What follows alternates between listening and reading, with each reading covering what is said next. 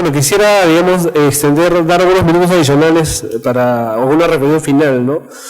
Un poco escuchando lo que estaban comentando, pensaba que el gran problema que tiene la literatura, o el sistema, digamos, literario peruano es que no, vamos a decir, sabe ubicar, ¿no? A sus autores, más que decir saber ubicar, es saber valorar a sus autores, ¿no?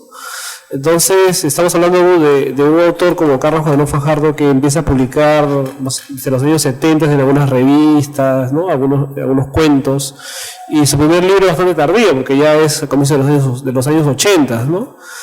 Entonces,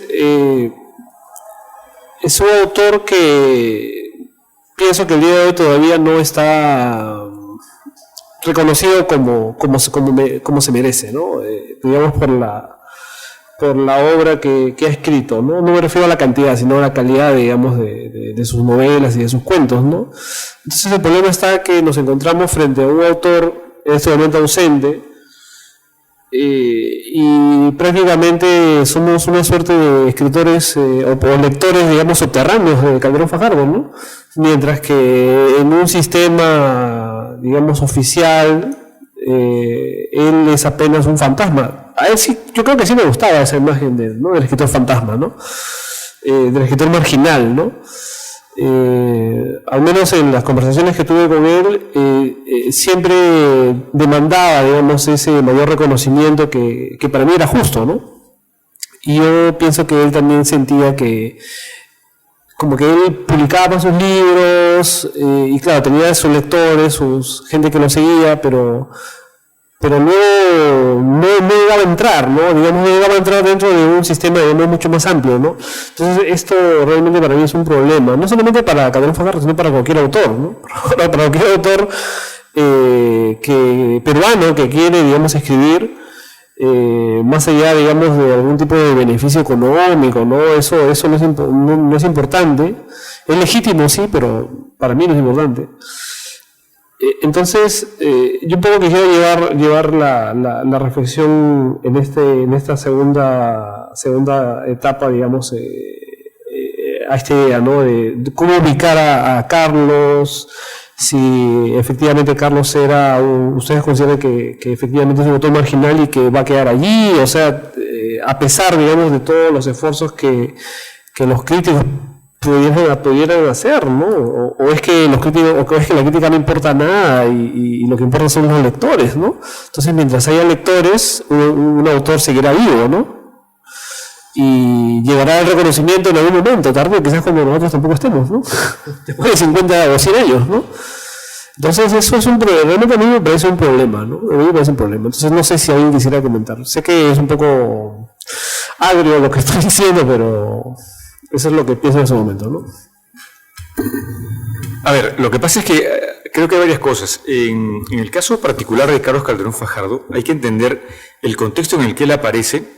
Todavía, en los años 70, cuando él empieza a publicar en revistas y empieza a ganar unos primeros premios literarios, todavía estaba el espíritu del boom latinoamericano. Es decir, todavía había ese anhelo de los jóvenes narradores a publicar en Seisbarral, ¿no? a tener muchas traducciones, y todavía más entendiendo en el caso de Carlos que él ha vivido y ha estado cerca de estos autores latinoamericanos. O sea, realmente él se los cruzaba en la calle, en París y en otras ciudades. Entonces, en ese contexto que él luego vuelve a Perú y gana con su primera novela gana un premio literario importante en el momento, luego en La colina de los árboles, luego La conquista de la maravilla, o sea, va ganando premios consecutivamente. O sea, era lógico que él piense, esto, lo digo, no estoy especulando porque esto lo conversé con él, y él me decía, era lógico que yo pensara pues que lo que seguía aquí era insertarme en ese mecanismo de la narrativa latinoamericana de entonces, del boom y del post-boom. Pero claro, lo que pasó es que el post-boom pues se acabó entre finales de los 70, comienzos de los 80, ya en España dejó de publicarse, ese interés que había sobre América Latina se disminuye, por diferentes razones, porque también en los 80 aparecen narradores españoles, y obviamente su mercado privilegia a sus autores, lo que parece lógico. Los escritores latinoamericanos para los españoles se vuelven cada vez más experimentales, ¿no? Autores de lenguaje, entonces ya no entran a ese mercado español y todo lo dejan de publicar. Y por otro lado, pero también la industria española empieza a ya apoderarse de la industria editorial latinoamericana. Entonces hay ese control, hay ese monopolio. Entonces eso va a afectar no solamente a Carlos Calderón Fajardo, sino a muchos otros escritores, ¿no? Pienso en un escritor de la generación de Carlos como José Agustín, el mexicano, ¿no? Que de repente aquí nadie ha escuchado de José Agustín, sino es un autor muy importante en México, pero que no ha tenido, creo yo, muy pocas ediciones fuera de su país, ¿no? Es un autor tan interesante. Por decir solo un nombre. Entonces, ante esa situación, ¿qué pasa? Carlos me dice, con todo ese entusiasmo, claro, luego está también, por otro lado, la enseñanza, la tentación del fracaso permanente de Julio Ramón Ribeiro, ¿no? Estoy diciendo, no, entonces mejor perfil bajo. Es decir, pero optar por un perfil bajo no significa marginarse en el sentido de voy a renegar constantemente del canon literario, no, sino simplemente es mantener contacto, porque seguía siendo amigo de todos, pero mantener su obra, su línea, escribiendo, ¿no? Escribiendo, esperando qué va a pasar con ese contexto. Claro, hay que entender que un autor no tiene necesariamente por qué, digamos, poder englobar o tener una explicación clara de toda su obra. Él estaba construyendo su obra, como todo autor, quiere lectores, quiere una mayor difusión, ¿no? Eso me parece que es algo válido para todos los autores. Pero claro, esos contextos fueron cambiando en el caso de él y la crítica, es verdad, la crítica peruana también ha sido injusta, porque, bueno, la crítica en general es bastante minúscula en el caso peruano, ¿no? Es una crítica lamentablemente repetitiva, yo lo he visto, pero a mares. Aparece un autor, aparece un libro, si yo fuera crítico yo digo, leo 2 páginas, prosa concisa y bien construida. Y el crítico, bla, bla, bla, bla, con su prosa concisa y bien construida, el crítico C, y repite lo mismo, y no han leído el libro y todos repiten la misma frase concisa, ¿no? Contundente, eficaz. Esos adjetivos se desachacan a casi todos los escritores peruanos. Para todos, eso es una pereza mental de parte de la crítica, es pereza, ¿no? La prosa trabajada, bueno, eso lo encontramos. Entonces no hay crítica, y con Carlos obviamente esos adjetivos pues no encajan. Porque la verdad, decir, sí, que la prosa de Carlos es una prosa pulida, es falso. Porque él no entendía la literatura. Sí, él entendía la literatura al estilo cervantino, al estilo de Henry Miller, al estilo de Dostoyevsky, una literatura bien pensada, cerebral, pero que escribe, que se lanza, que ni siquiera se preocupa de la construcción correcta sintáctica. No, él está creando. Incluso tuve problemas como editor en su momento cuando él decía, oye, ahí están las erratas que hay que corregir, y él no corregía la errata, reescribía todo nuevamente. Claro, corregía la errata, pero aparecían otras, porque no le interesaba, no era parte de su mecanismo creativo. Es decir, para él eran minucias. Para eso están los editores, para eso están los correctores, que para eso les pagan, a los correctores a veces les pagan mejor que a los escritores, también es otra realidad. Sí, al menos tienen salario, los escritores no. Y eso es concreto, entonces él tenía una postura, pero claro, la crítica, como digo, repetitiva, pues achaca 2 o 3 adjetivos, y que obviamente los autores somos conscientes que eso, sabemos lo que escribimos, tampoco no nos comemos el caramelo, ¿eh? De repente para la foto está bien, pero más allá de eso no. De ahí estaba el trabajo de Carlos. Ha tenido un gran reconocimiento en los últimos años, eso es innegable, eso nadie lo pone en duda, ¿no? Luego de una enfermedad de la cual él pudo salir bien por los años 2002, 2003, 2004, si no me equivoco, él sintió como que renacía y empezó a escribir, creo, de una manera, si ya antes lo hacía de una manera fiebrada, ya en la última década pues fue una cosa ya increíble, ¿no? Lo conversaba con Pablo, yo vivía en Francia y a veces él me mandaba mensajes por Facebook que por la diferencia de horas eran las 2, 3 de la mañana, y yo, ¿qué haces despierto? No, estoy escribiendo, me estoy dando un respiro, no paraba de escribir una máquina, y por lo que me dice Pablo durante el día también seguía escribiendo. Pero porque era un torrente, hay que entender su literatura en ese caso, como dentro de esa gran línea de autores torrenciales, pero eso no significa descuidados, eso es otra cosa, no era el caso de Carlos, ¿no? Pero que porque él veía la creación como a otro nivel, a otro nivel, ¿no? Como también cuando hablamos del real o el realismo, estoy seguro que cuando un escritor realista peruano hablaba de realismo, un crítico peruano del realismo, Carlos entendía otra cosa completamente distinta. Él entendía cosas, realismo, cuando podían entender pues los alemanes o los franceses.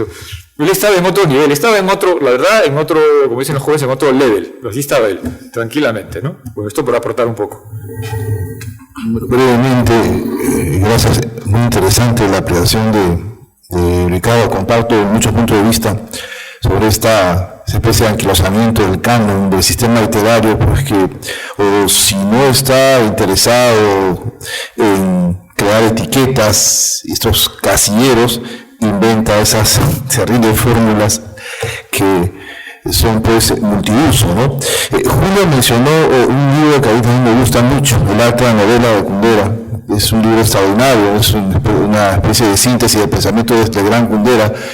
Y yo pienso que Carlos, como dice Ricardo, pensaba en la novela en ese plano, en ese nivel, ¿no? La gran novela del siglo XIX y la gran novela del siglo XX. Me acuerdo mucho en ese ensayo, hay autores sobre los cuales yo he escuchado palabras muy profundas y oportunas de Carlos, ¿no? Creo que se habla de Hermann Broch, ese libro, se habla de Diderot, ¿no? Hay un ensayo extraordinario sobre el Yarse fatalista, ¿no?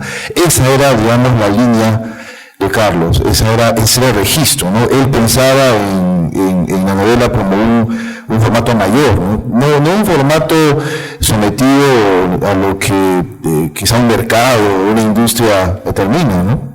Siempre se dará eso, ¿no? Es decir, con la novela de folletín hasta nuestros días con la novela de llamada autoficción, ¿no? Estoy tratando de desentrañar qué significa exactamente autoficción, y es una persona un poco complicado, ¿no? Las líneas se entrecruzan. Finalmente creo que todo sería autoficción, ¿no? Incluso Carlos habría hecho autoficción con ese libro extraordinario La colina de los árboles, ¿no? Es decir, las líneas son, no lo digan por ánimo irónico, aunque se me achacan a mí, eres irónico, eres burlón, no, simplemente digo lo que pienso, ¿no? Hablar de autoficción me parece quizá un tanto absurdo cuando ya se han hecho y en gran nivel obras que van en esa dirección aparentemente fundacional, pero yo pienso que ya existía, ¿no? Nada nuevo bajo el sol, ¿no? Yo insistiría en eso, ¿no? Las marcas novelísticas de Carlos estaban muy cerca de un escritor como Thomas Mann, que tú me has mencionado, ¿no? La montaña mágica era un libro que a él lo fascinaba. Yo se leo la conocía, pero también la montaña mágica me parece pues un monumento algo olvidado, ¿no? Quizá ahora es una pieza de museo para muchos jóvenes, pero yo invitaría a leer a La montaña mágica, a Hermann Broch, Yarse fatalista, es una novela del siglo XVIII experimental, o Lawrence Stern, un autor del siglo XVIII, La vida de Pinero de Tristan Shandy. Está en la modernidad, nada nuevo bajo el sol, todo está ahí. Sin embargo, algunos jóvenes, no todos, hay muchos jóvenes juiciosos, con ánimo de aprender, ¿no? Existen, pero hay otros pues que con la autosuficiencia, ¿no? Y una especie de soberbia mal encarada, ¿no? Están en las antípodas de un escritor como Carlos, que se movía, pues, como dice mi querido amigo Ricardo, en otro nivel, en otro plano, ¿no? Él quería para la novela, para la expresión novelística, algo de talla mayor.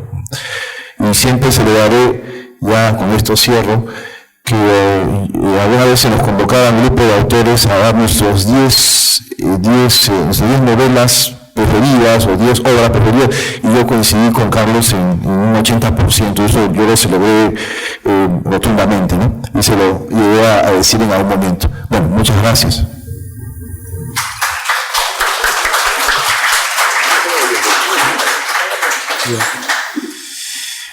Bueno, sí, en verdad lo que comenta Elton es algo, digamos, muy evidente, ¿no? Lamentablemente la crítica peruana en ese sentido, bueno, la que se escribe en los diarios, la que se escribe o la que se intenta, digamos, construir también desde la academia, no ha podido acercarse y entender profundamente la obra de Carlos Fajardo, un poco por la estela y la distancia en la que él se encuentra, ¿no? O sea, está a una velocidad, en el momento en que publica la obra, de pensamiento, creo, podría ser hasta unos 5 o 10 años luz de las personas que manejan todavía la crítica literaria. Yo soy muy optimista en la crítica que viene de Carlos Juan Fajardo. Ya Carlos era un escritor que se había traducido al francés, que tenía lectores argentinos, que tenía, digamos, que si podríamos encontrarle, digamos, hermanos, a nivel de temática, pues podríamos hablar de repente un Mario Lebrero, ¿no? De escritores de esa índole, ¿no? Pero que yo estaba totalmente seguro, ¿no? De que iba a pasar, tenía que ocurrir, ¿no? De que la obra de Carlos Juan Fajardo superara las tendencias, las modas literarias, todo lo que un poco el mercado condiciona, ¿no? Y lo que un poco quieren simplemente celebrar, digamos, la industria editorial.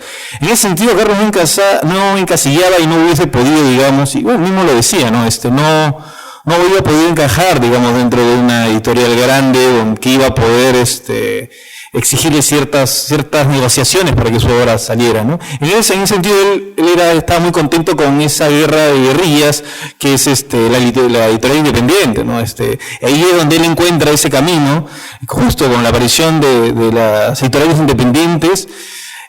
Aparece una generación de editores que ven en Carlos Juan Fajardo a ese maestro que hay que publicar. Yo creo que Carlos estaba muy contento. En los últimos años habían 4 o 5 editoriales que estaban peleando. Oye, Carlos, ven un nuevo libro, por favor, ¿no? Pásame el manuscrito. Y a Carlos gentilmente le decía todo, sí. El problema era después con quién quedé al final, era ese el problema. Pero era así de generoso. Realmente él estaba muy contento de que estuvieran editores jóvenes, que estuvieran atrás de la obra de Carlos, que reconocieran, digamos, el gran talento. Y no solamente eso, sino que también estuvieran atrás de las reediciones de la obra de Carlos Fajardo. Yo comencé a conversar ahora con un editor joven, y también escritor muy reconocido, que me dio la licencia y también si la familia me lo da, y por eso tengo mucha expectativa, ¿no? Carlos va a aparecer en un sello muy importante este año, ¿no? Este año una reedición de sus novelas, de las mejores novelas que tiene, que ahí de repente no podemos de acuerdo, porque para mí La conquista de la plenitud tiene algo que no sé, me envuelve totalmente. Es una novela poco estudiada de Carlos Fajardo, una novela marina, es una novela que me encanta, es en mi lenguaje, y que Carlos en los últimos años estuve reescribiendo inclusive. Es una novela que a mí particularmente me fascinaba por la idea de la totalidad y que tuviera que ver con un viaje alrededor de la Tierra en un barco, Grau, en la guerra del Pacífico, Vivango, ¿no? Realmente, yo cuando me encontré con esta novela dije, wow, esta es una novela marina que está en la senda de Conrad, de Melville, y que no hay muchos referentes dentro de la literatura latinoamericana que hayan hecho eso, pero sí Carlos lo hizo en el año 2000.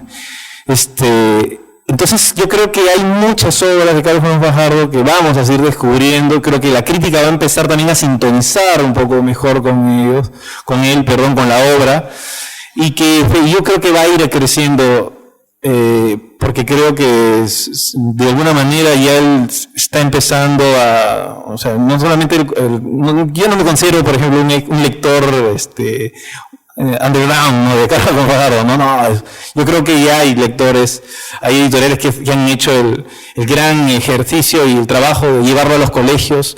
Hay editoriales que están, o sea, Carlos Fajardo creo que en las últimas ediciones de la Feria del Libro siempre lo hemos visto ahí con novedades, reediciones, con distintas editoriales, ¿no? Y eso es algo que a mí particularmente me pone muy contento. Yo creo que esto va a seguir, ¿no? O sea, yo sí tengo,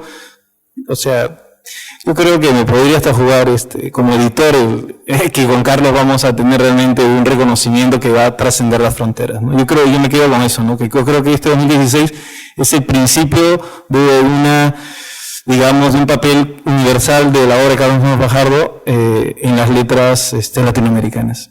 Gracias. Muy bien.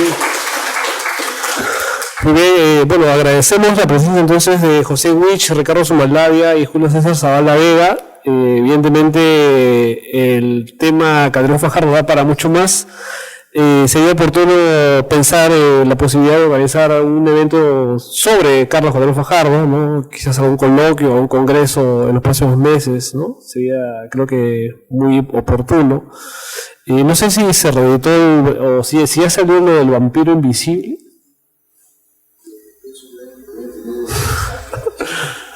No sé si llegaron a recibir ejemplares todavía. Todavía no sale. Bueno, eso va a ser una maravilla, ¿no? Porque eso es un texto que no se conoce y... Exacto, ¿no? Pero ya creo que hace unos años, ¿no? Claro. Bueno, quizás será también un nuevo motivo de reencontrarnos con Carlos Calderón Fajardo.